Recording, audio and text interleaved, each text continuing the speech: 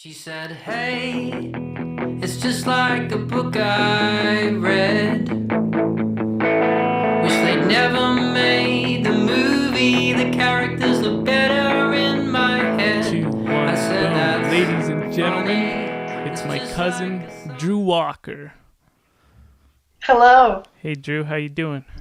Good. How are you? Good. I'm so excited to be here. I've never done a podcast before, so I'm like... This is my first remote podcast. Yeah. And it's also, you're my first female guest. Yes. Even though I've only had, I think, 4 guests on so far. But, so that's pretty good. Yes, I'm honored. So I thought we'd jump right into your book that you're Yes. publishing. A poetry book. I'll hold it up here. Confines of a Free Spirit by Drew Walker. That's the name. It's very nice. And I've only been able to read about 2/3 of it since I just got it yesterday from you. And yeah, it's amazing. Wow. I'm so glad. Impressed. So you are the 3rd person that's getting to read it ever. Really? Yeah. So, and there's only 2 copies, physical copies right now. No way. So I have one of them, and you have the other one. Whoa. And these copies are unglued, so like all the pages fall out. Is it? But yeah, so you're my 3rd critic. Is it unglued so that you can rearrange the pages how you want them? Is that why you... It was just like the printing press was just like, here's what the book looks like. We haven't sent them to get glued, so. Okay. Yeah. That's so cool. And so all the flowers on it and stuff, are these flowers that you pressed and stuff? Yeah, so when I was living in Australia, I had a garden. Yeah. And I planted a bunch of wildflowers in the garden. And then before I left, I cut a bunch of the flowers and pressed them into my journal. And then I snuck them back to Canada and then had some fun with a glue stick. And that's how the cover was made, yeah. Here, I'm just going to zoom in my other camera and then I can show. Sorry, 2 seconds. Yeah, no worries.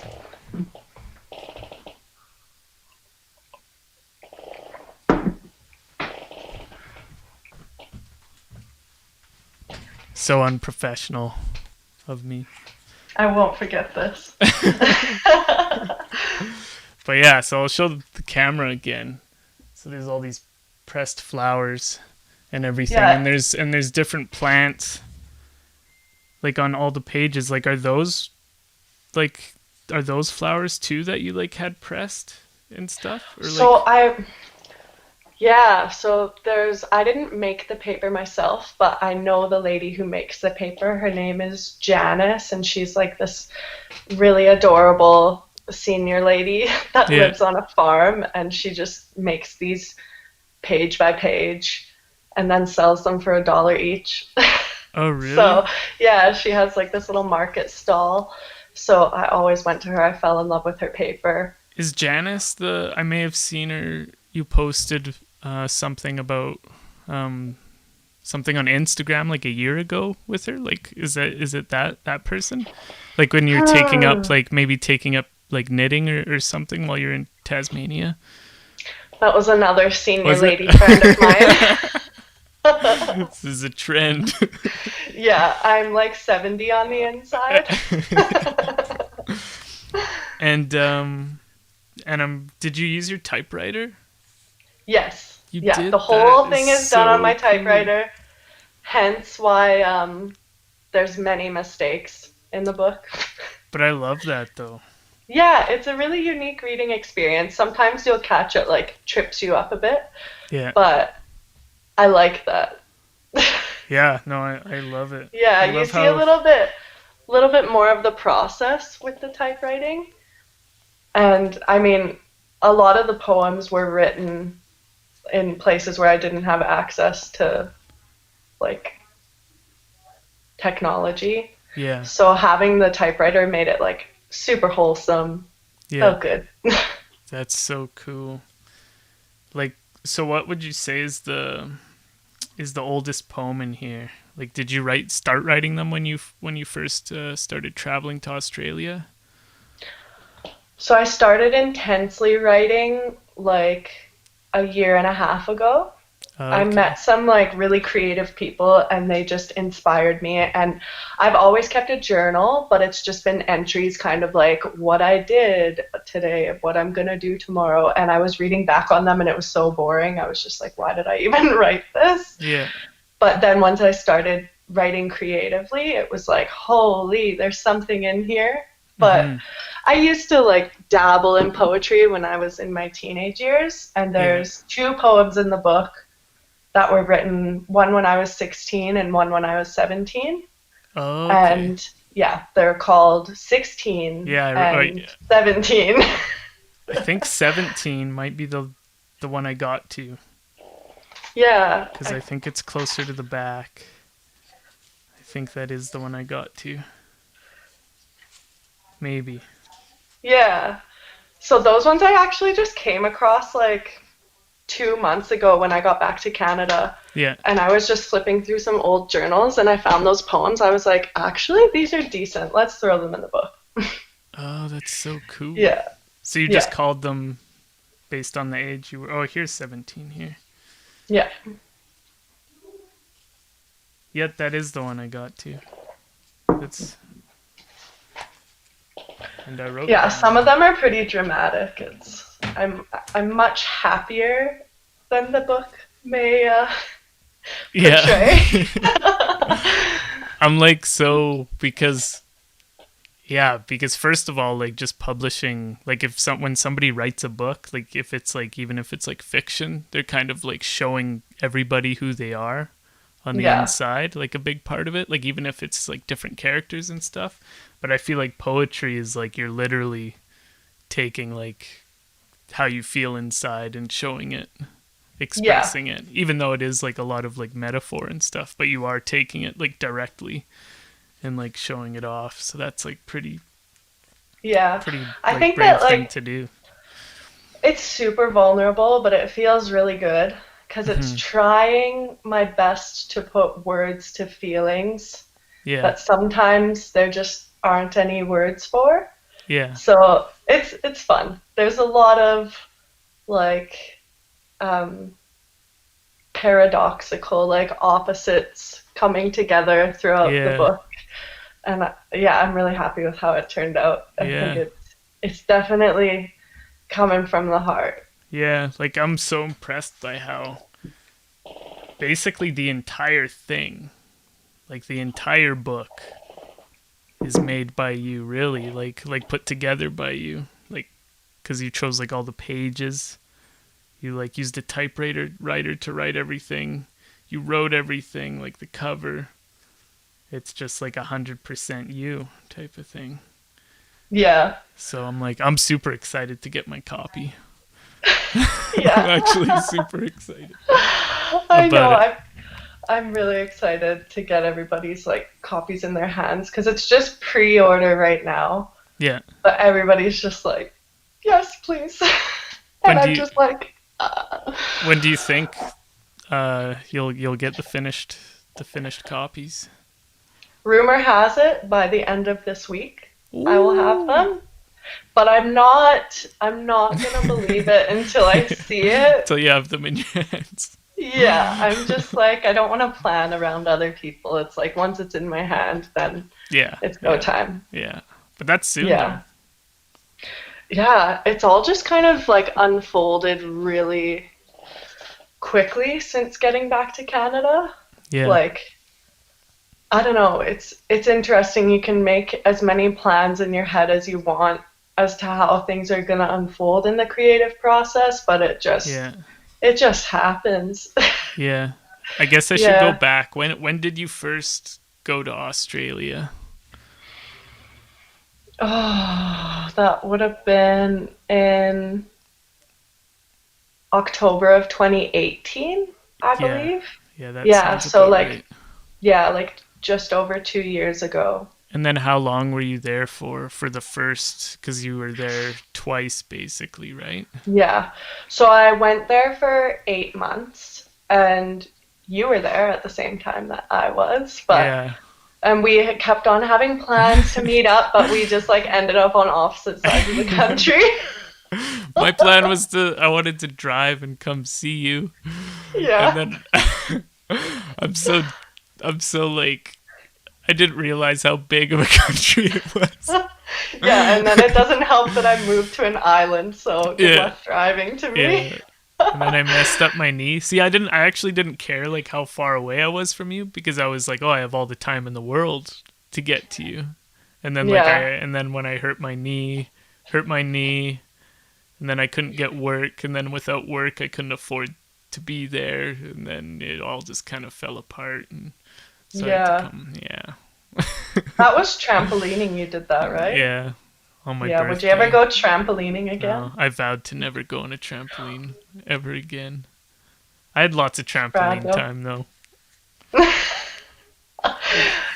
Yeah, you and Cole, your brother, you guys used to like jump off your top balconies at your house onto the trampoline. Yeah. Cole would do that. I was too scared to do that. I remember my mom would always tell Sydney and I, my sister, she'd always be like, don't do what Cole and Wyatt do. Like, it's too dangerous. They're daredevils. Yeah, it's been like pretty awesome, like how both Cole and me, and then you and your sister Sydney were like almost the same age, with like the same age difference from each other. Yeah. But like we're pretty much the same age, so we were pretty lucky to like basically have, it was like almost having like the two other like female siblings, and then we'd only see each other like once every or twice a year basically. Yeah. And we'd be like at Sylvan Lake or something, and it was always just like such a blast. Always wild.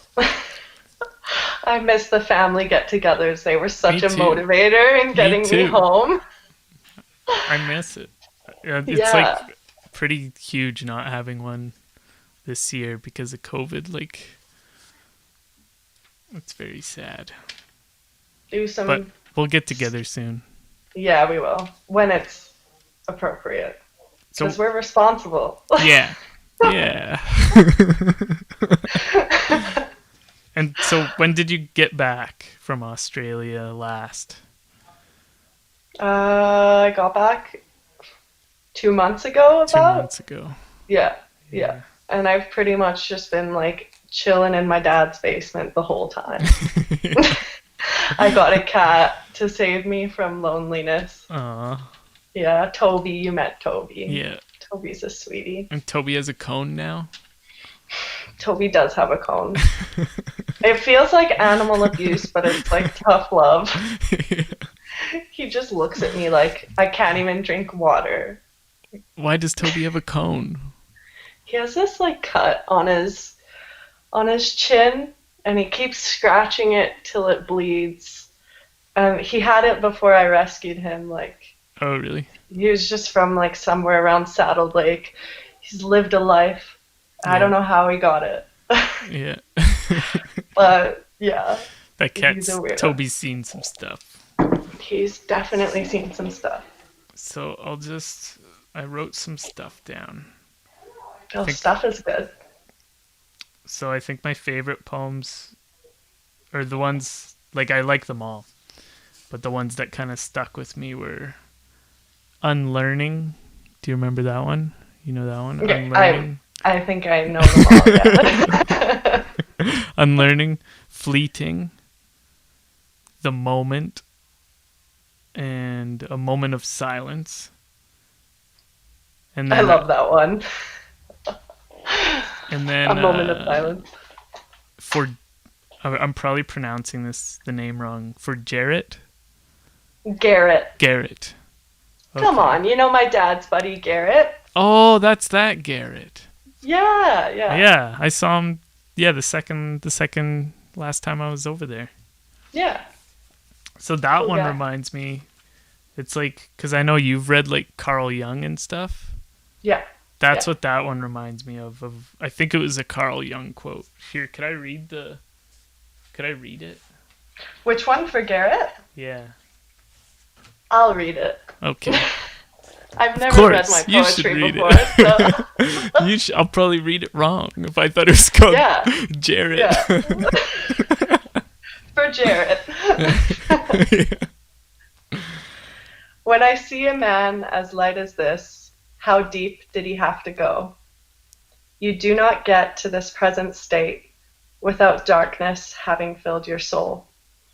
But without the dark, there would be no light, for opposites define them both. A constant state numbs all true meaning. The dichotomy creates a whole. Wow. Yeah, that one's awesome. So that reminded me of I think it's a Carl Jung quote. I might be remembering it wrong. But the quote's like something like, in order for a tree to reach heaven, its roots must reach all the way down to hell. I think that was Carl Jung who said that. I think it was too. And that was like the first thing I thought of when I read that one. Because it's true. I think that's like totally true. I think that like suffering is just an inevitable part of life, and like finding a way to cope with that suffering and like overcome it is where a lot of joy lies. So that's kind of what inspired that. And it's like, again, this like the interplay of all the opposites. Like I'm big into the yin yang symbol and like having that balance. Yeah. And it's been a huge theme in all my travels, so it comes through in some of my poems for sure. Yeah. Yeah, because basically it's kind of just like complete bliss, or like ignorance if you're just happy and you haven't had the sadness. There's like nothing to measure it against. Yeah, like how do you know that you're happy if you've never been sad? Yeah. Like what are you comparing that baseline to, I guess? Yeah. Yeah, but I find that for me personally, writing is a huge way for me to cope with that like suffering of life. Like it's a really healthy way for me to like confront negative emotions and then just like let them go. And then I feel like on the day-to-day I'm a much lighter person than my poems give off, for sure. Yeah, I totally agree. Like I write in a journal too. I've been writing in a journal for like 3 years now. I haven't been that consistent though. But like you do kind of feel, you get it out of your head and onto a piece of paper. And it's almost like your brain or your mind knows that it doesn't have to hang on to it as much anymore. Like it knows it's somewhere, so it kind of lessens the load of whatever it is. It's like the thought, it's not in my head anymore, it's on the paper now, so why do I need to keep it in my head? Like organizes your mind. I don't know. Yeah. Yeah. And, I love writing. It's good. I had another one here. I don't think, this one didn't have a name. It was. What's the first line? You want to try reading it? Or I'll read the first line to you, and then you read it. Okay. So it's last night when I was sleeping. It's really short, only 4 lines. Yeah, I know the one. Does that one have a name? No, it doesn't have a name. Some of them, I just can't think of names to go with them, or they're just like too short. Like it's kind of like a one-liner type thing. But yeah, so the one that you just mentioned, this is the full version, just 4 lines. Last night when I was sleeping, you came to me in a dream. I said goodbye to you forever, a night you'd never seen. Yeah. That's a sad one. It is. One of the sad ones. So I can feel it. Like I can feel it in my chest when I read it. This is my first time like reading them. Yeah. Oh, really? Yeah. It's like, oh God. I felt that one because that one like reminded me of my friend Daxton who passed away. And the day that he passed away, that night, I had a dream. And I had a dream that I saw him and I gave him a big hug and like said goodbye to him in that dream. And I haven't had a dream like with him in it since. So like when I read that poem, I was just like, holy. Wow. Just like hit me Wow. so I hard. can't believe like to hear your interpretation of it is really cool because like that's not about death at all. Oh, really? Yeah, like it's just about, another Wow. heart I carry with me. Yeah. That's Wow. cool because Yeah. that's how I read it immediately. That's immediately what I was thinking it was about. But Yeah. I think it's because maybe I think about that all the time. And so, yeah, that's actually super interesting. Like the way like different things can be like interpreted. And it's like my friend Victor, I was talking to him about, we were talking about different songs and stuff like that. And I always like look into the meaning of the songs. Like I always like Google like what the artists were writing about or what the song Yeah. meant to them. I'm the same. And like my friend Victor was like, he was like, oh, don't tell me. Or like he was like, I can't really remember, but he was like, he doesn't like to look into what the meanings are because he likes having his own meanings to it, and he doesn't want, And then that kind of like changed my outlook on it too, because kind of like just like with this poem, like as like a completely different meaning to me, Yeah. and like it will to like other people too. That's the beauty of art. It's like so subjective what it means to one person. It means something completely different to another. Like even looking at a painting, who's to say a painting is good or bad? It just depends on what that person believes. Yeah. Yeah. Yeah, and like their experience and everything, and whew. Have you still been playing any instruments? Piano, playing my piano still. I practiced a little bit right before we started this Nice. Get the to just creative juices relax. flowing. Yeah, yeah. No, I remember I think it was when you first came back from Australia, and Cole and I came and visited you, and you were at your dad's place, and you just like went in front of the piano and just like started playing. And I remember you were like, it sounded like really good, and you were just like, you're like, I don't even know what I'm doing right now. I'm just doing this. I'm just doing this. And I was just like, I want to do that. I know. I'm still trying to do that. Honestly, pentatonic scales. That's where it's at. Yeah. I do But like yeah, a lot of lots of memorizing songs, and then I try to like make my own things like out of them and stuff. It's a lot of patterns. I think piano comes down to the patterns Yeah. and like muscle memory. The more you do the patterns, the more your hands flow, I guess. I don't know. I haven't progressed very much since that breakthrough. No. But I can. I bet you're still probably better than me, just from what I saw when you did that. Because I'm still not at that point yet. Well, don't compare yourself to me. I'm profound. Actually, that reminds me of another one. I think I took a picture of it. Another one of the poems. I think it was the last one I took yeah, okay, it's Entropy. Do you know that one? Just then when you told me. What's the first line? Time to unplug. Oh yeah, that was a really fun one to write. Well, I want to hear what you have to say about it. I think that's the one I was thinking of. Here, I'm just gonna give a little skim. Yeah, that is the one. So yeah, just when you said don't compare yourself to me, when you said that, then that poem like immediately jumped into my head, because that one like stuck with me too, because I'm like, trying to get off of social media.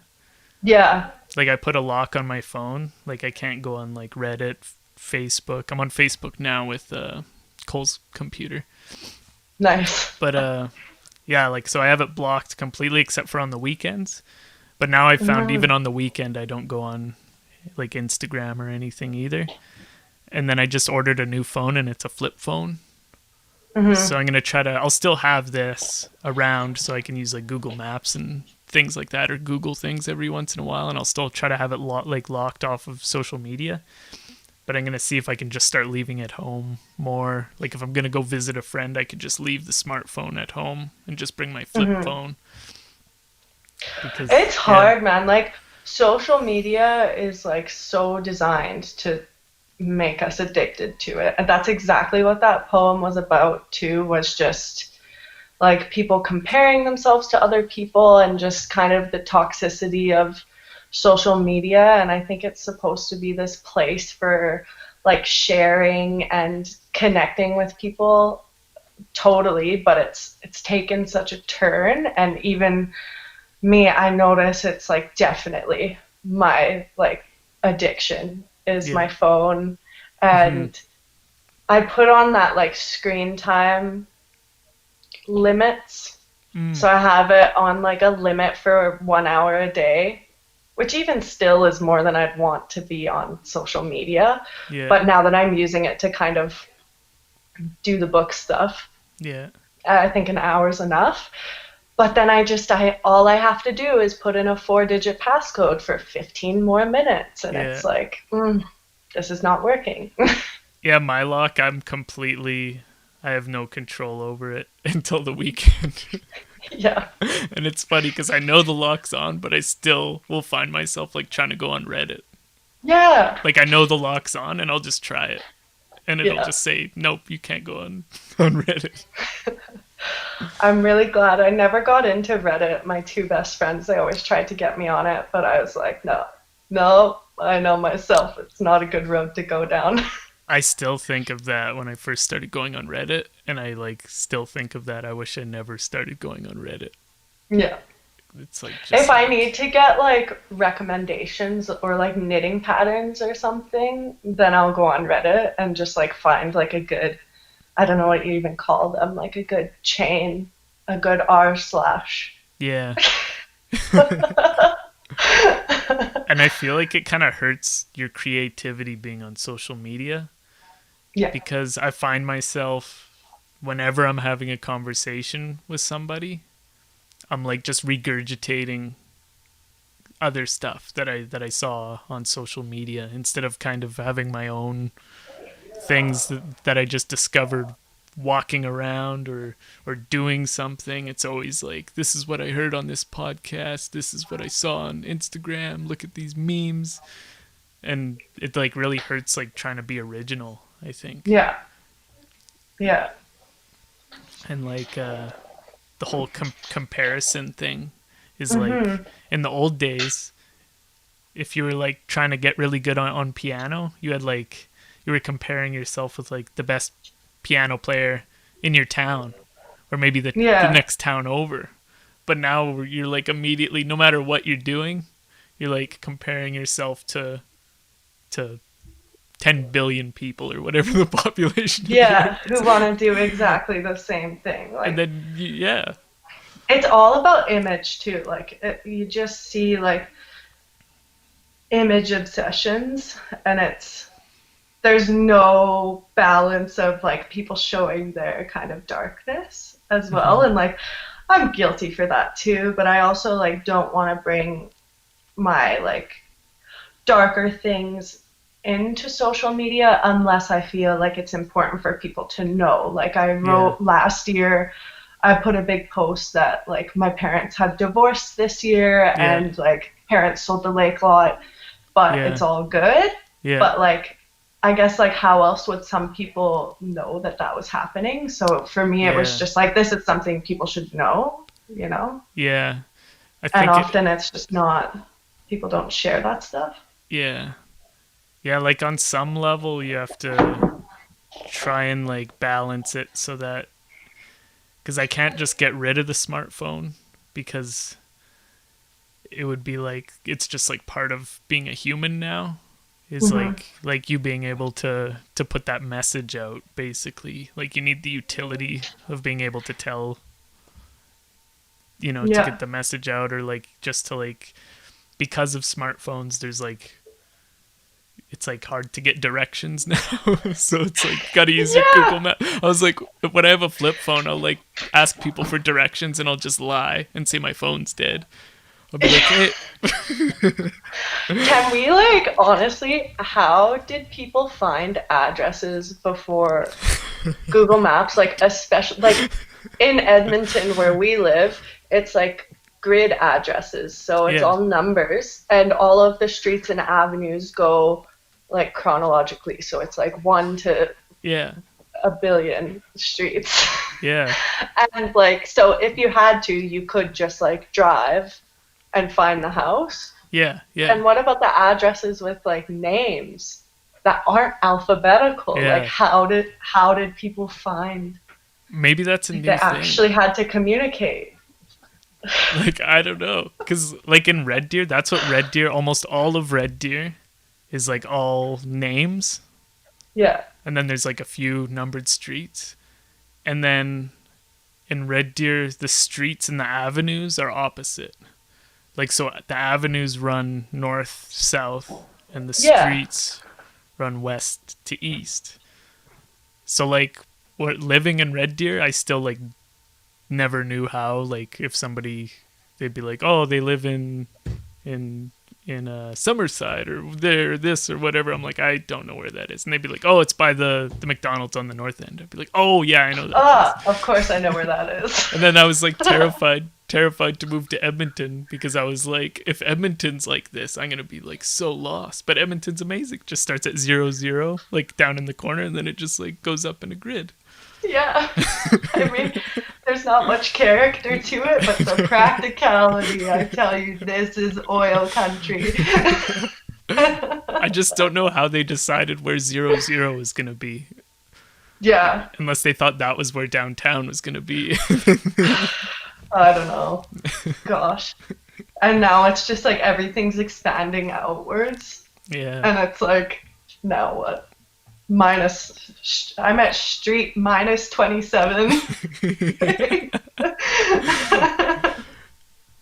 And back to the poem, your poem book, Confines of a Free Spirit. There was another originality one. There was like a poem on originality, and it was like it like stuck with me too. And it was, I don't think I wrote down the name of it. Maybe I did. But anyways, it was something like, I know how to play other people's songs, but I can't find my own tune, or something, or something. Yeah. Do you know which one that is? Yeah, I'll find the stanza. Yeah. Because that one really stuck with me when. Okay, it's on like it's on the first blue page. It's like the fourth poem.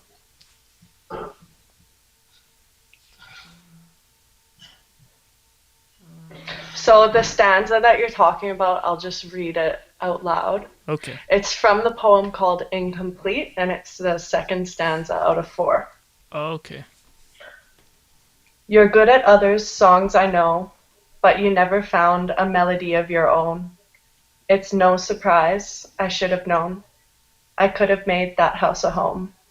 The drawers were full, decor was neat, but there was never room for me. Whoa. I'm so impressed. I'm so impressed, Drew. Thanks. It's so good.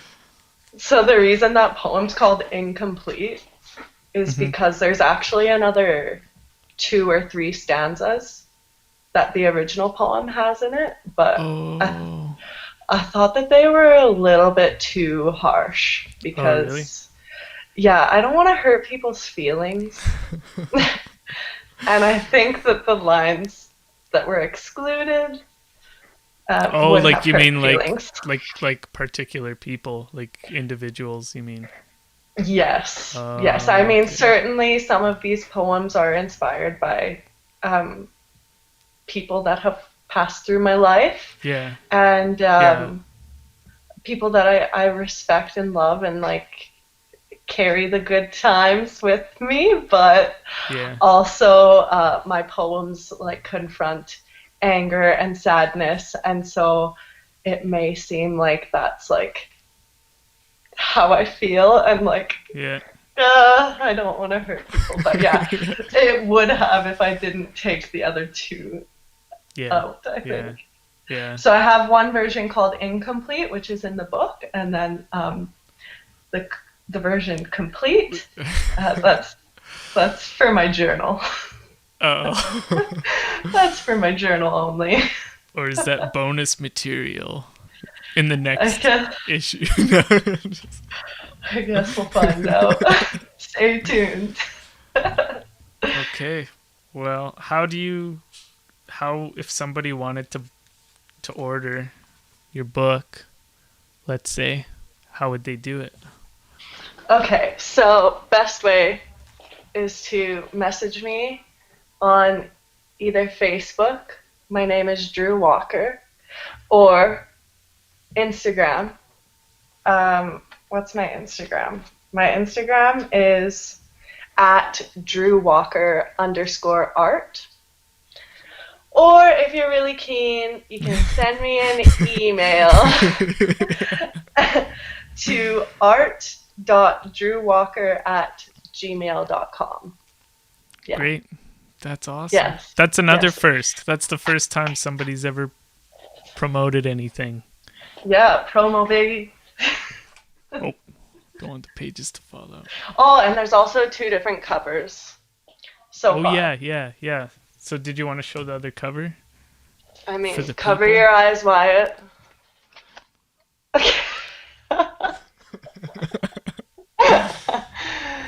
Yeah, and there might be more versions of the cover coming out as well, just because like I definitely judge books by covers, and Yeah. what might draw one person's eye in won't draw another person's eye Yeah. in, and I want people to love their books. Yeah. So having different types of art is really nice.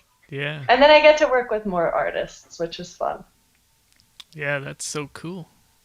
Yeah. That is amazing. An amazing thing to do is to have your own book already. And you're only 25. 24. How old are you? 25, gosh. 25. Sorry. 24. Those days are behind me. Okay, Yeah. well, Thanks for having me. That was finish lots us of fun. I'm so glad you were able to come on, and this has been like a monumental podcast, doing our first Yes. remote one. Yes. And my yeah. first time talking about the book, Yeah. which was fun, with the third person to ever read it. And also, it's just nice to chat with my Yeah. cousin Wyatt. Always. Always. All right. Okay. I'm going to hang up now. Okay.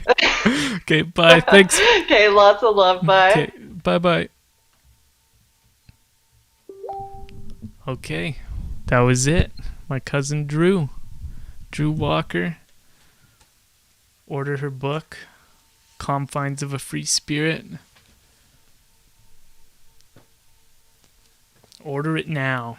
A perfect gift for not this Christmas, maybe next Christmas. Or birthdays. Anything. Okay. Adios. Is there a name for